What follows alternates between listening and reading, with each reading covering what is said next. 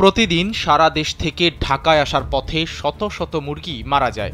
মরে যাওয়ার পর এসব মুরগি ফেলে দেওয়া হয় না। প্রশ্ন হলো, তাহলে এসব মরা মুরগি কি করা হয়?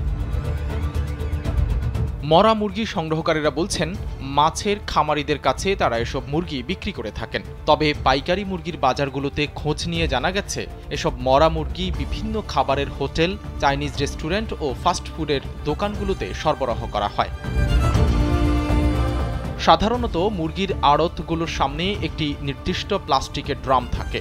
মরা মুরগিগুলো সেখানে ফেলা হয়। এরপর ময়লার ট্রলি তা নিয়ে ডাস্টবিনের পাশে রাখে।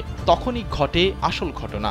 রাত গভীর হলে সব মরা মুরগি প্লাস্টিকের নীল ড্রামে ভরে নিয়ে যাওয়া হয়। এরপর সেগুলো জবাই করে বিভিন্ন হোটেলে সাপ্লাই দেওয়া হয়। গত ৮ মে ঘটেছে এরকম একটি ঘটনা। কাপাসিয়া থেকে মরা মুরগি ভর্তি একটি পিকআপ যাচ্ছিল গাজীপুর শহরে। গন্ধ পেয়ে গাড়িটি আটক করেন স্থানীয়রা। এরপর জাতীয় জরুরি সেবা 999 নম্বরে ফোন পেয়ে মরা মুরগি ভর্তি পিকআপ জব্দ করে নিয়ে যায় কাপাসিয়া থানা পুলিশ। পরবর্তীতে কাপাসিয়া উপজেলার ভ্রাম্যমাণ আদালতের একটি টিম জব্দকৃত মুরগিগুলো মাটি চাপা দেন এবং পাশাপাশি গাড়ির চালককে 10,000 টাকা জরিমানা করেন। ওই পিকআপ চালক জানান, গত কয়েকদিন ধরে কাপাসিয়া থেকে মরা মুরগি নিয়ে তিনি বোট বাজারে পৌঁছে দিতেন। সেখানে পৌঁছে দেওয়ার পর মুরগিগুলো কি করা হয় তা তিনি জানেন না।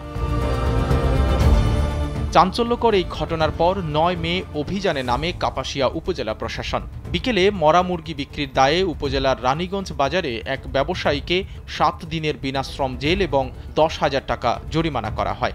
একই সঙ্গে 80 কেজি মরা মুরগির মাংস জব্দ করা হয়। জানা গেছে, নগরীর বিভিন্ন মুরগির মার্কেটে কতিপয় কর্মচারীর সহযোগিতায় এক শ্রেণীর প্রতারক এসব মরা মুরগি সংগ্রহ করে ব্যবসা করছেন। দেশে মাছ মাংস সহ ভোজ্য দ্রব্যের দাম বৃদ্ধির সুযোগে এক শ্রেণীর অসাধু মানুষ এসব খাবার অযোগ্য মরা মুরগির ব্যবসায় নিয়োজিত রয়েছেন।